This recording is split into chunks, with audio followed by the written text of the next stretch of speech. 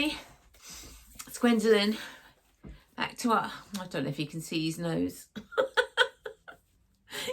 It used to, the cat now, it's now him, Jasper, that comes up and has a thing. The cat likes to, Snow likes to come up when I'm cutting out. That's when you see Snow. But animals, hey. Right, come on, get down, darling, get down. I've got a fabric haul today. I don't do many fabric hauls, and I know people love to see them. They keep on asking me for them, but I sort of like forget to do them. And then when then I've got loads and loads of fabric that I could, but then I can't remember where they come from. I think half of a fabric haul is telling you where they come from, so you can go and get them yourself. So I'm not very good at that, but just you know, just goes out my mind. I think what I'm okay at doing is when I sew something, bringing fabric out and telling you which fabrics I'm using. That's normally what I do. But today I'm going to do fabric haul, and I'm also going to do, if for the Lutterloh, a pattern that's gone wrong. Now, I know lots of people on YouTube never ever show you what's gone wrong or how, you know, they've made a mistake or that you're meant to be absolutely perfect. Well, that's rubbish. You're not even perfect when you work in a factory doing it. You know, if you're a sewer in the factory, you have loads and loads of stuff that rejects because a mistake's being made. So it gets thrown because it's faster to throw it than it is to actually produce and get it out. Just to carry on. So I will show you something that's not the actual pattern's fault on this occasion. Sometimes it is the pattern's fault. So don't think if you've made something and you think, well, that's totally wrong, it hasn't worked out right. It can be the pattern's fault because the big commercial patterns, they put all their corrections normally in a pattern, or which infuriates me, you make it and then because they don't find out until after they've released a pattern. This is where you need a certain amount of people, like cooking, if you're doing cooking books, well, some people do, that you would give that test recipe to, your test pattern to, do them all first, all different people who give you genuine feedback, not lip service, and therefore then release the pattern. But that really doesn't happen. They just do it within house, make it up and say, oh yeah, that works. Or we're going to do the pound. This is where I order from, Pound Fabrics. Lots of my fabric is from Pound Fabrics because they're a lot cheaper in retrospect. You can, if you make a mistake, it's not hit too hard on the pocket. And also, if materials come, the only thing is when you buy online, you can't see what you're buying. The pictures don't really do it justice. When you're actually, you need to feel it. You need to, you know. And lots of stuff have come, and I went, that's really paper thin. I can't think what I can use it for. But this actually material that I've got on as a t-shirt is paper thin. So it's, you know, sometimes you can't have a vision of it until you actually see a pattern and then think, oh, okay, I can use that. But I've ordered six pieces of material. Now these are current. It's current as the 10th of November 2023. Right, so I've ordered 5 pieces of material, cotton and stretch velvet.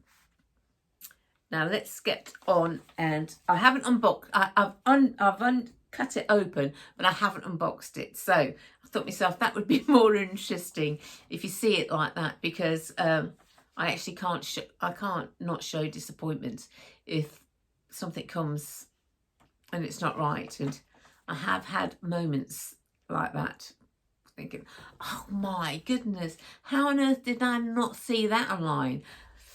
Totally got that wrong. But let's go. So one of them is it's a navy white checkered polyester. So polyester is like a nylon, yeah, like a nylon-y thing. Now I ordered, how many is it ordered? I ordered 4 yards of this. Yeah, 4 yards of this. It's just a basic,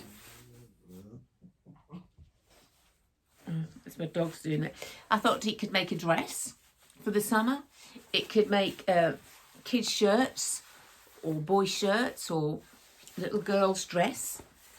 So it's typical polyester, very easy to, it's going to be very easy to sew. Trying to open it up to get, so there's no movement in this, no movement, there's slight, a tiny weeny bit because it's polyester, a tiny bit, but I didn't notice the polyester bit. I actually thought it was cotton when I ordered it. So I got that totally wrong. But it's going to be fine because I've ordered enough so I can gather it. And I think that would be, you know, a nice... Normally you think it's kids' school stuff, but it's nice and small that you can actually do a few nice bits and pieces with this. So it's still not bad, and it was only, most of these are in the sale, or you have to order 2 yards or 2 lots and get it cheaper. So this only cost me £4. Oh, so it was £1 for each yard. So that was only £4. Well, at the worst scenario, for £4 for 4 yards, I can use it for my mock-ups if I'm doing cotton. If I figure I don't like it. So, and that's the other thing. That's what you can do with really cheap stuff. You buy it really cheap, you can use it and get more of a feel with a mock-up than you can, obviously, with anything else. If you get it close as you can to whatever it is that you're sewing, you'll get quite a result. Now the next one, the next one is I want to make a gilet. And I've been looking for quilted material for a long time. This came out as small quilted material. Now it isn't, it's basically material. It's not the proper quilted material as I thought it was, but it is got that quilted look. So that's close enough. And I think this will make, how much did I buy of this? I bought 2 yards of this, and this was £7 for 2 yards. So this will make rather a jacket, 2 yards, that's pushing it, probably. A gilet, nice and comfortable. Yeah, a gilet, nice and comfortable. Depending on, obviously it is stretch. You can see. You see those checks are not very big, but it isn't quilted as it's quilted, which I thought it was. So it isn't. So I also bought a backing for it, which is exactly the same material, but in grey. So 2 yards of this as well. So I'm actually really quite pleased with that, even though it wasn't 100% what I thought it was. It's still come out it's going to make a lovely gilet, and it's going to be a warm gilet because I'm going to, obviously this is equally as warm as the first one, so it's going to be like I don't know if I could make it reversible, but we'll see depending on the pattern I choose for that. So I'm really pleased with this one. So this is the result. Yay. Now the next one, this is going to be my Christmas dress this year. It's gold stretch velvet, and I don't know whether this camera is going to do it justice, because it's got a lovely shine on it. Oh, it's very soft. Very soft, that is. I can see my granddaughter pouring me. But very fluid, as you can see, which is fantastic with the dress that I'm going to make out of it. Yeah. So that is, I absolutely love that. It is like a light gold, and it normally goes my colouring. Let me cover myself up.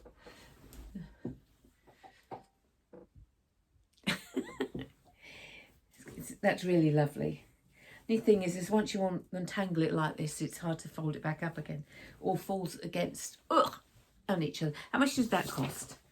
Now, I bought 3 yards of this, and this was $14.25. $14.25 and some cotton, and that's going to be a cheap, really Christmas dress. Really is going to be a cheap Christmas dress, and what else have I got? Oh, okay. So this is, what did this come out as? This is jersey fabric, 3 yards of this, and this was only $5.25. Now, it's mottled. See, it's in brown. It's like a mottled, but it's actually quite lightweight. So it's like a t-shirty material. Obviously, you could make a dress out of it, but you'd have to wear a slip underneath because it's see-through-y. But it's got a really nice feel. But I knew this was going to be thin. You know, definitely I knew this was thin. I've actually seen people do this. Now, this also could make leggings, and this is also quite soft and very comfortable. That's what you want. You want something very comfortable and soft when you're in the house. So years and years ago, can you remember when we used to have the leisure suits? It always used to be like the tracksuit bottom and a tracksuit top, but made in velour or something like that. And it was the fact, I mean, go back 20 years, it was, everybody had them. Everybody wore something like that in the house. I used to then be repping at a newspaper. And I was also insurance before that. And so I used to have all these power suits, or, you know, all these really nice clothes. So I'd come in from work straight away, as soon as they hit the door, change into my leisure suit. Or I had a couple of them, different things. So just put those on while you're cooking and sorting things out. And I used to adore, and then all of a sudden they went out of fashion, because I think people then start to wear them outside, and they all got a little bit tacky. People, it didn't quite look the same. You know, the fashion sort of like went from the house to outside. But now it's come back. Now, after all these years later, it's actually come back. So it's there are more that have proper like track suits, but a lot more nicer. And then the inside is starting to have more leisure outfits that you can wear coming in from work. One, I bought some green velour trousers, and I was waiting for the top to come in sale, and it never did come in sale, or I missed it. But sooner or later, that top will be around somewhere, and I'll pick it up to make up the suit. But unfortunately, what I find is when I put these emerald green leggings on, I do look a bit like a Capricorn. No, a leprechaun. I look like a leprechaun. It's, you know, the dolls. I have got a leprechaun doll. So I do look a bit like that. And I've also got a crushed velvet leather top that crushed velvet top that I made. And with those leggings, yeah, they go together too much. The top's a little bit too heavy and looking, and you want something a little bit more slimlined to go with it. But things we do. Right, and the next one and the final one is, I like this. I have actually seen this in a dress, and I bought 5 yards, I think, of this. 5 yards of this. It's poly cotton again. Yeah, it's poly cotton this time, and this is lovely.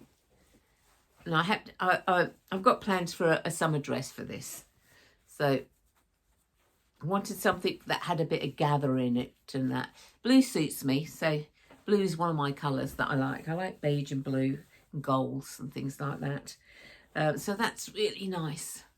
It's got a nice edging on this too, that you can sort of like cut off and then re-sew back on the edge of a blouse or something to make it a little bit more edgy, a bit more fun. Oh, don't they smell lovely? Now, don't be fooled when you get cottons and, you know, anything stretch is not going to be the same. But when it comes to cottons and things like that, they put like something on it, like a sizing on it. It feels a lot more stable and all the rest of it. But once it has its first wash, it can be paper thin. So sometimes you have to restarch it when you iron. So buy some, you know, spray starch and just a light spray starch and iron and spray it when you're ironing, and it brings it up back to pristine like you bought it out the shops. It's incredible, really. But I've been using that for years and I love it. But, you know, make sure if you like lots of cotton sewing, it's easy to sew in cotton. Cotton, you very rarely have lots of problems with it. So that is my stash from Fabric Pound. I always say Fabric Land, but it's not. Poundland. Pound Fabric. I'll get it right. So I was going to make, and this died a death. I was going to make, and I went on about it and I did half a video of it. A cowl top. But I wasn't very impressed with the pattern when I was sewing it. It had like 2 pleats here in the shoulders, which should have been totally unnecessary to put in if the scoop round was correct. I just didn't like it. The way the arms went in as well. I just didn't like the way the arms went in. And to me, that was a fail. But I'm not sure whether it was my fail. I just think maybe that was a bit of both. Because sometimes, you know, these things happen. And also when you're sewing, it doesn't matter whether it's Lutterloh or any other pattern, just think about when you go to the shop and you see a dress that you like or a top that you like, and you think, oh wow, that's lovely, and you take it into the dressing room, and oh no, I don't like that. It's the same with sewing. You can sew up something beautiful. You can sew it up really nice and you can put it on and you think, I wouldn't be seen dead in that. If you're inexperienced, you need to have the flow, which means you need to have, I haven't got anything on here that's got any flow, but this is the flow. You know, you need to know where it's going to be flexible on that, because you could make a top, if you're big chested as well, if you could make a top and it could just hang off your boob down.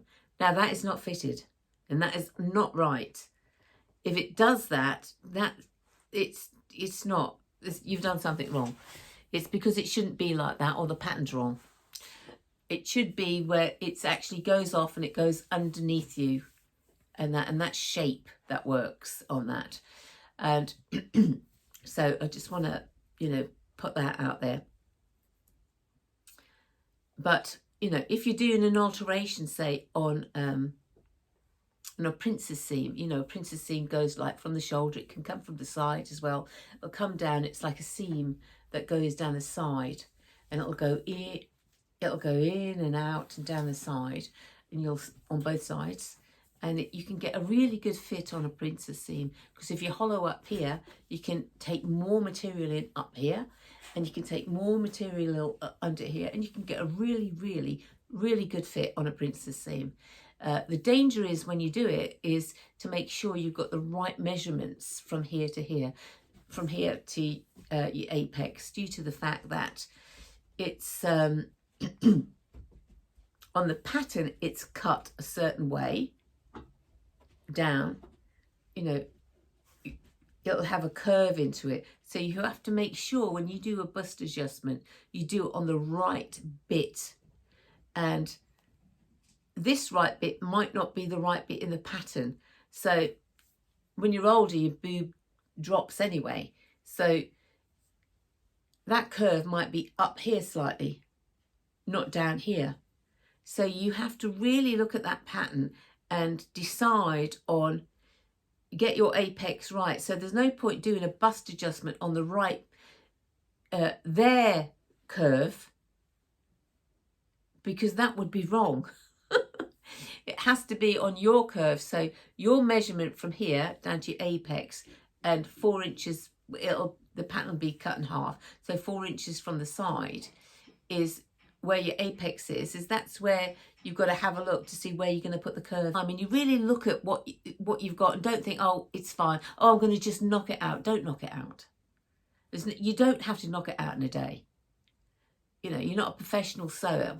Well, I'm not a professional sewer, let alone everything else. Yes, I have knocked things out in a day, but they're things that I could knock out in a day that are very, very simple and easy for me to do.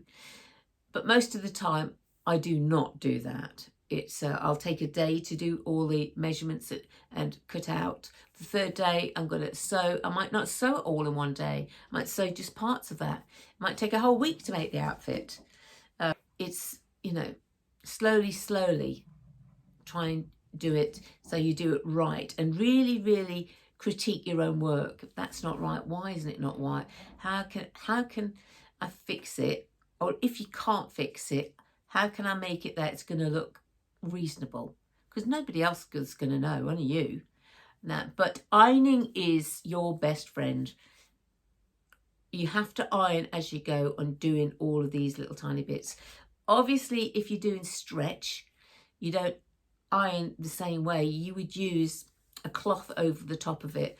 You would always use a cloth over the top of it until you really knew that that is not going to shrink, or it's not going to leave shine, because shine is your enemy.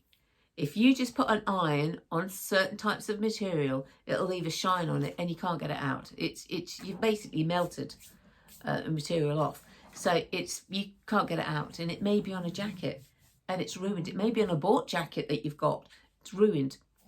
So, you know, just be careful. Always use a cloth. Most of the time I use, you know, a large man's handkerchief. It's to do it. They say, oh, you need silk, and you don't need that. You need something that the iron is going to penetrate through, the steam's going to penetrate through, but it's not going to ruin your material underneath.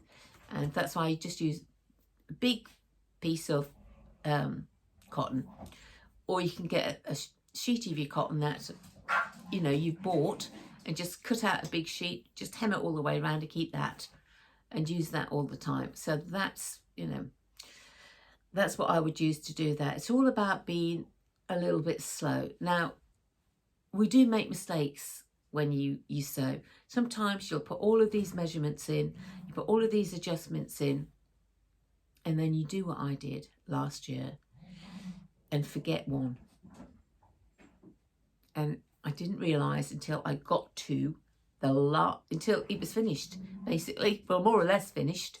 I needed to take the arms back off and retweak it. The back, you know, put the arms back in. The arms weren't right. For some unknown reason, I got it twisted. Sometimes it's the material that's wrong, because you've put your pattern down and you haven't put it on the right lines, and it makes the fabric twist on your arm. Although it is twisted on my arm, it isn't because of that reason. It's because the arm at the back is perfect. It's just here I didn't smooth it in as well as I should have done. And I did it, I think, on both arms. So the arms need to be taken off.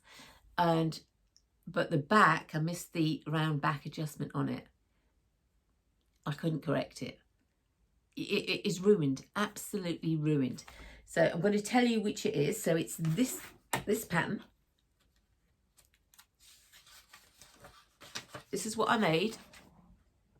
Here. Nobody saw it. Oh, it's that little jacket bit.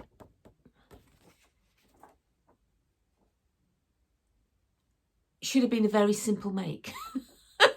Should have been. But it was a lesson learned, because on this jacket, it looks like it comes straight here. But in actual fact, it doesn't. It comes down and it actually swings out.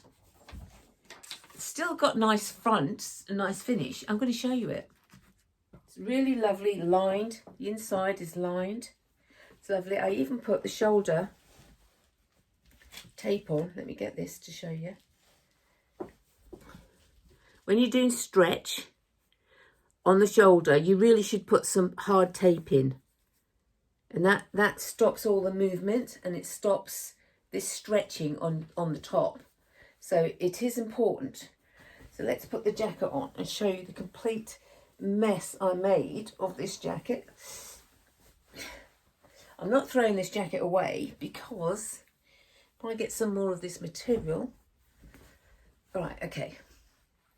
So the jacket itself, the plus sides, the front is perfect. Well, you see how the front here, it sort of like comes out and goes there. So when you have it on, it sort of like crosses itself. Now on the pattern, it's down like this. It's actually down there. It looks straight and it's down there. But the actual, when you cut it out, it's not. It's like this. But that's not a problem. That's not a problem at all.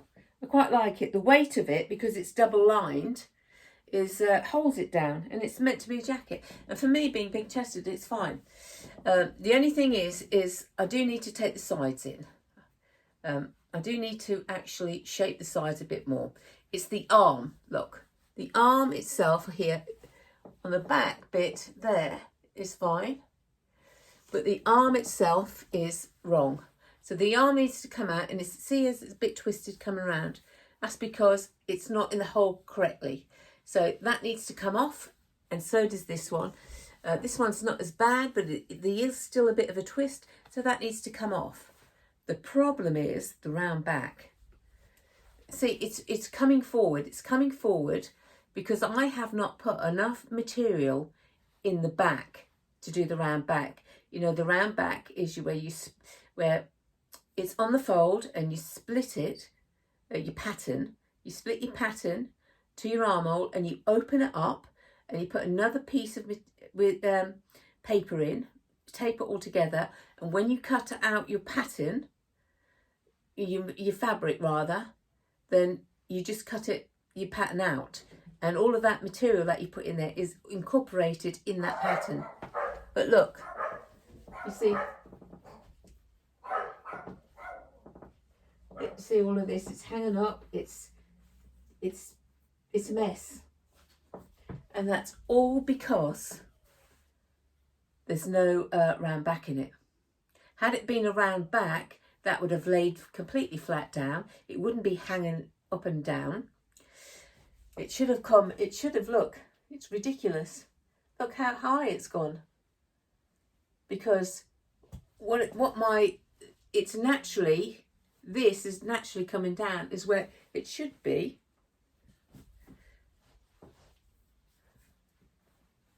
Really, like down there. Can't even get it back properly. But it really should be like that. But there's just a little bit too much space, and the shoulder's wrong. Although I think this is a slightly dropped shoulder, I need to adjust that shoulder on here. So I've unpicked this. So this is, I was unpicking it. I was deciding what I want to do with it. But the actual fit on here is fine. But once I find some material, I will take this apart on the back, and I will redo that back. I will cut that back, and then I'll shape in the sides, and then I'll reset the arms. It's quite expensive, this material. And also, if you've got, you've sewn something. I mean, this is not the first time something's happened like this, but I do keep, if I've made something like this, I do keep the material, because that material is, I can do a sweatshirt, and I have done in the past, is kept something that hasn't worked out right, and then made a sweatshirt in paneling, different size. If it's a princess sweatshirt, a different size. You can just take a t-shirt and make a jumper, like I did in one of my previous videos. I still wear that jumper. It's great. You can take a t-shirt, that's the princess seam t-shirt, and make a sweatshirt out of it. It's just the material. So therefore I put different colours in the side, so I can cut up one of those pieces and use these stuff that I've done that's rubbish, that I've not liked at all, has nothing to do with the pattern, has nothing to do with the sewing. It's just that when I put it on, it's not me. I just don't like it at all. They I normally give away or give to charity or something. Somebody will say, oh, I like that. You can have it if you want it or whatever. It's because I don't like to, you know, waste anything. I mean, once a year I have a whole load of scraps, quite big chunky scraps that I'll have from sewing. I don't keep those scraps. I'm never going to use them. I will just put that on Facebook and somebody comes and, you know, Facebook in my area, and somebody comes and just picks it up within a few hours normally.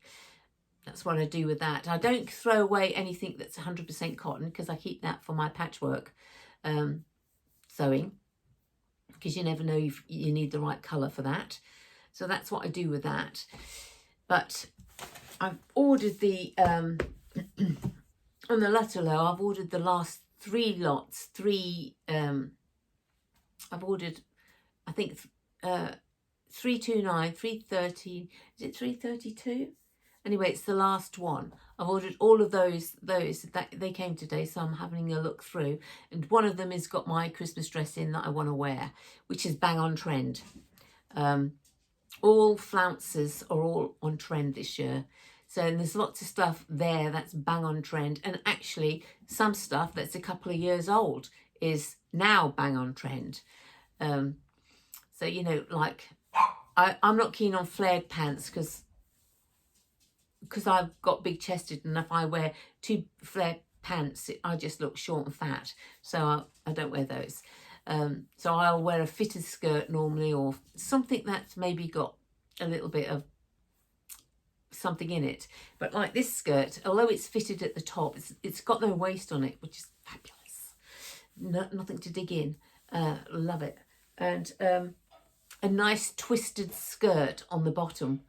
It was a bit tricky to do, I must say. It wasn't easy to do. But that was it. And this was really this was expensive. I got it from Scotland, this fabric. But although I don't know why I said that, because it doesn't mean anything, does it? But normally we're talking about kilts and things like that. It's that sort of material. And this is like a lightweight stuff, but it was quite expensive per yard. But it was a treat. Every now and again, I do treat myself to something really nice. It's not that it's nice and expensive, but it's nice. So if you want all of this velvet, I would go and get some now, because it'll run out. It's hard to get cheap velvet. Something that you can actually sew and work. This is exactly the right weight for working. They've got lots of different colours, so I'm sure you'll find something suitable. So take care. I hope you found that of value. If nothing else, it's you know, sitting down and listening to somebody chatting away. See you soon. Take care.